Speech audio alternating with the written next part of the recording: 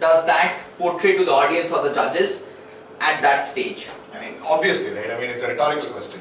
You got to have confidence, otherwise there's no point going up there and doing something. If you're not confident about your speech, it's going to reflect. If you're not confident about your subject, it's going to reflect. And does that play a factor, like what you were telling a little bit before, that I have never been to an international stage and I go there for the first time and I'm scared, and that reflects on the Why are you scared? You're scared because there's some element of you, like there are two parts of this fear, right? There's a fear that is just the unknown. The fear of unknown will be overcome the minute you start speaking and all of it. The fear that I don't know how these people will react and all of it will be overcome. By the time you finish your speech, you will have no regret. But there's another part of fear that goes indigenous with most of our speeches, which is, am I really telling the truth? Am I bluffing about something? Is this really my story? These kinds of fears will not go out of your mind, and I think that poses a greater threat to confidence rather than thinking if your audience will understand this or not. So if you're genuine about your speech, all of it will fall in place, and I don't think you will fall out of confidence, because it's impossible. You're standing there are 3,000 people who are cheering for you. If you know to get there, as a speaker I've always done this, right? I take the energy from the audience and throw it back at them. That's the reason why I can be so energetic when I go up on stage. People say that, you know, I'm loud or I push that energy out. That's because I'm able to take that energy and reflect it back on. Every speaker gets the opportunity to do that. In fact, a random speaker or a district officer like me only gets energy from a group of audience, not from everyone. Speech contest, everybody who knows you or does not know you is cheering for you, is saying. So that confidence will rub on you and will go back to them, provided you don't have any inconsistencies with your inner self. Perfect, perfect. Jen, on the stage usage and the delivery as a whole. I'm going to go back to my earlier statement, there are no rules. Okay. Many times I have had this feedback from evaluators saying that you had this long stage and you decided to stand in one place. So what? True. I think that's where it is, because it's a standard template by all evaluators saying that you had 3 stories. The first story could be here, the second story could be here, the next story could be somewhere else. Correct. No, and time-based split of a stage is not a necessity. But if it is there, it is fine, easy for dumb heads to relate. But the problem is, we all underestimate the intelligence level of the audience. Absolutely. That is where the problem for the speaker is. So we tend to explain. Imagine Aaron, for that ritual, he had extended 1 more minute of explaining. Exactly. You know what slippers? I mean the one you wear. Juta? So Or bought a prop. Yeah, I felt. And they grab it from the bridegroom. You know bridegroom? The guy who's getting married? So like that. I get irritated. Dude, I know all that, man. Go ahead, tell me what it is. The moment you presume that the audience is intelligent enough, they love it. Exactly. I've loved it in many ways, and this is one mistake people do. The same way with stage usage. I'll tell you the difference between Kwong and Aaron. Aaron also used the stage. Aaron made it look like he did not split the stage into various time limits. The event is happening there as if like the He was so casual in his movement. At one point, if you have noticed, there is this lectern kept there. Usually the speaker will take 1 foot away from the lectern and measure the length of the stage. This guy went in front of the lectern. Yes. And started saying something. That shows how confident he is, and he doesn't care about all these rules and measurements and feet and centimeters, right? He showed it. Probably that was his idea. I will go in front of the lectern and talk. That was there behind the preparation.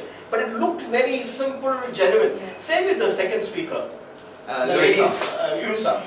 She was very casual in her movement. But Kwong very clearly said 12 hours back, the reason why it did not work, and it worked probably for Ramona, is that time span. For Ramona, it was back in college days. So she literally had to run behind. I was like wondering, for 12 hours, why are you going so long, man? Okay. That's 3 days for me. 12 hours ago, like 3 steps, maybe would have worked for me. I'm just thinking, I may be wrong. That's the mindset, right? So all this is actually confusing the audience. So better be there and talk. Okay. Yes. Yes. At one point, the last year's runner-up, the Chinese lady who came to division conference, she was mentioning, saying that specifically she was instructed not to move around the stage, because most of the people are going to be seeing only on the TV and the camera is focusing you. So it doesn't matter where you move. Whether you're moving. But I That was told.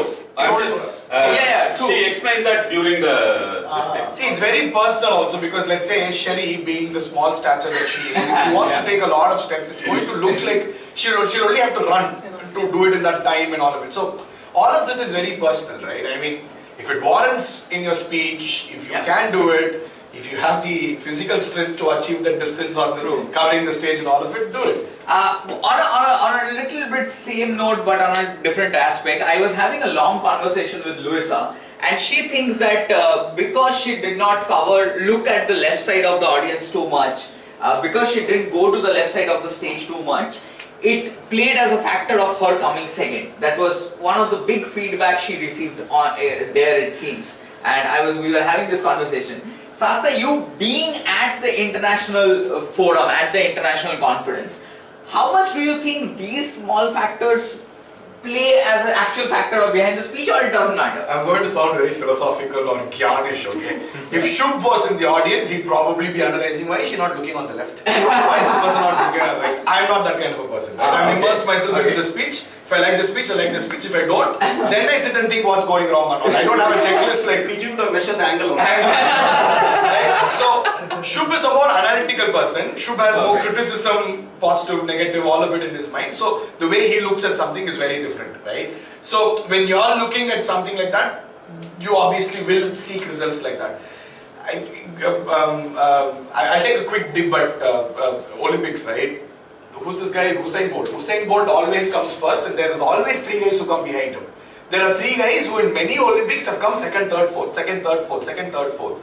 And I read a very interesting analysis once that said, Usain Bolt has never worried about who's running behind him and how many places are they behind him, will they come second, third or fourth, right? His mindset is always about, I am running, I am winning.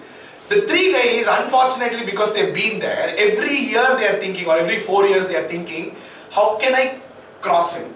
How can I run a little more faster?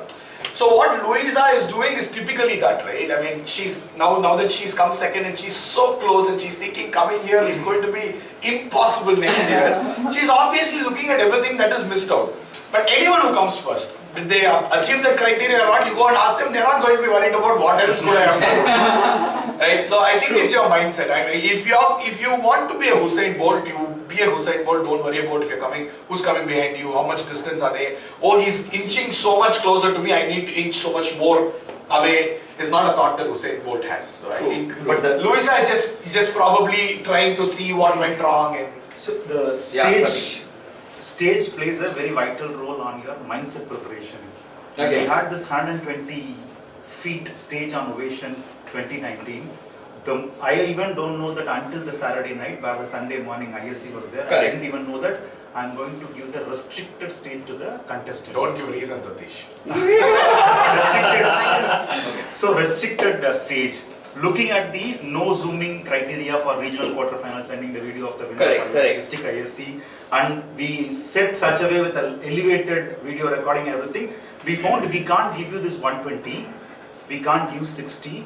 It's hardly 12 to 14 feet only. Yes. So all the 14 contestants, when we announced that in the previous briefing in the morning, I didn't find more people having any complaints about how do I prepare myself into the lower space and all. So already as a contestant, you would have gone through 6 feet or 8 feet in a club level to 120 feet district level. You have preparation, True. but when you don't have that element into it on spacing yourself with a less space, more space, obviously that will have an impact on your delivery.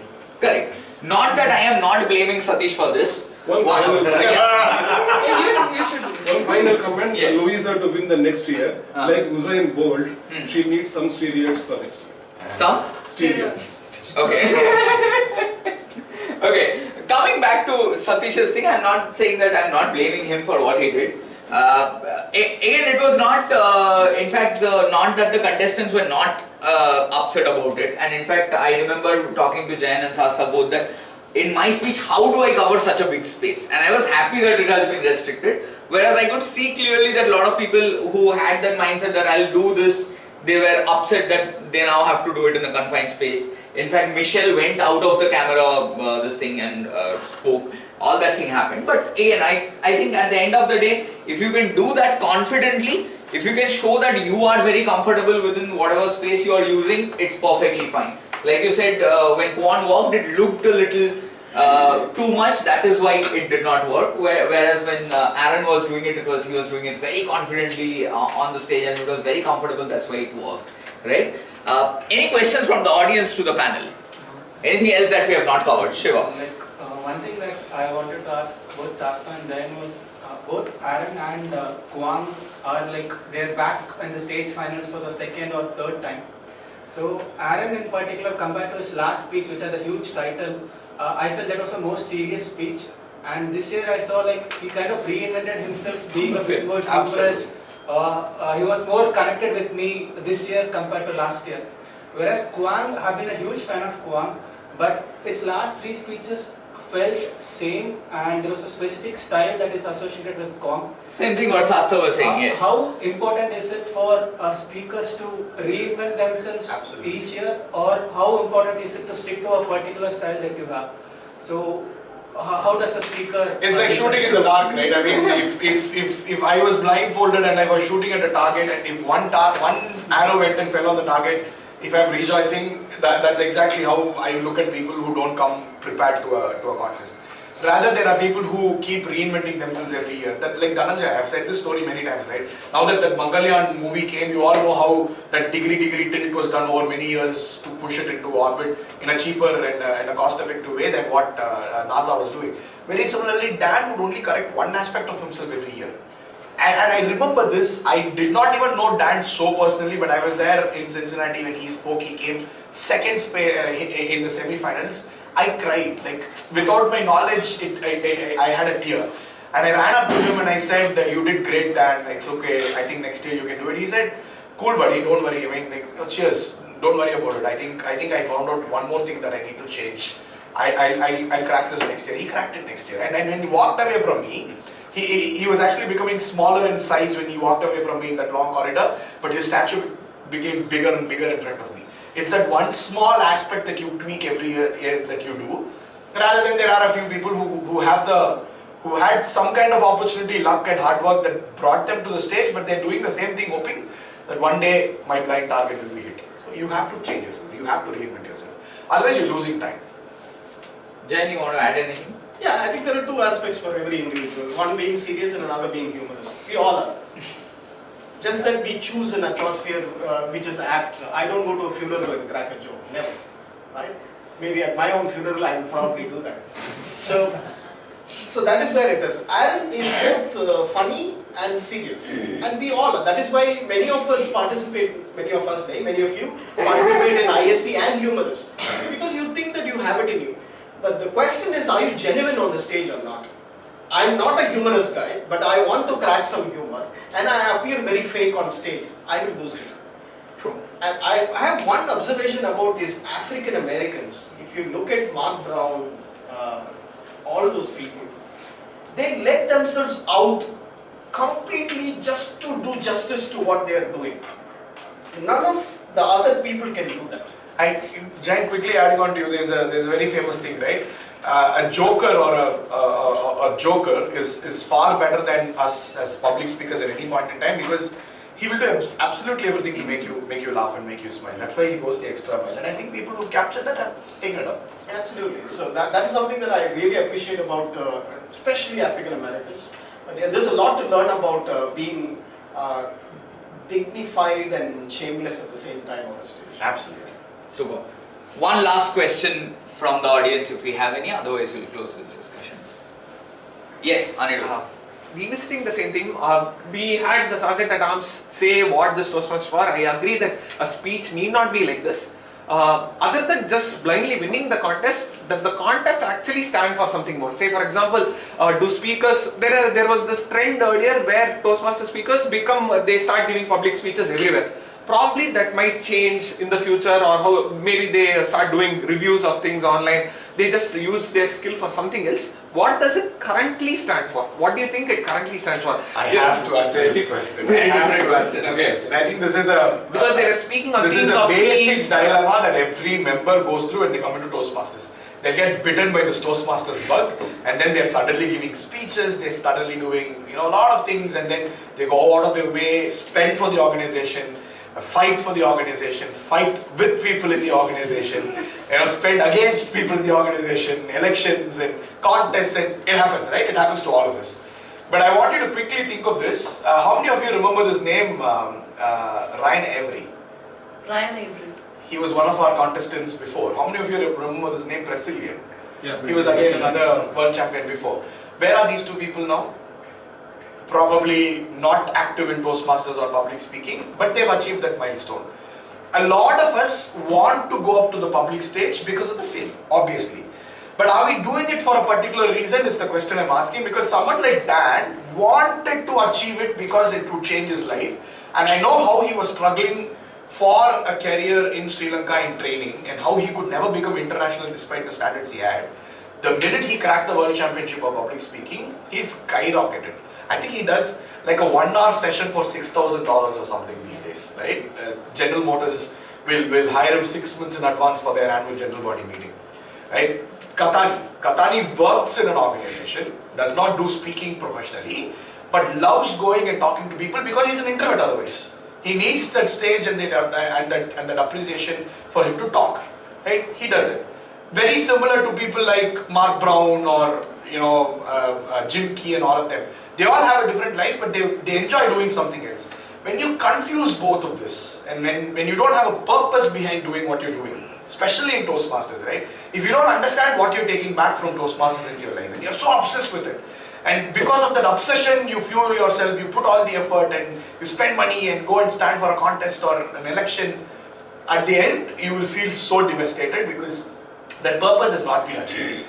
So if you have a purpose in mind, and that purpose is going to serve you back, put your effort, go for a leadership or a communication track in Toastmasters. If you don't have a purpose in mind, identify that purpose. What can that achievement do to your personal life, your professional life, to you as a character, as a human? And if you use Toastmasters to fuel it, then that legacy is made. You're a legend. I think I kind of answered this. Simon Sinek with the beard. One last point because the time is up. Like Apple, compete with yourself and make sure in the process you don't hurt others and the society. Okay, thank you so much. Thank you to the panelists. Thank you to the audience for being patient.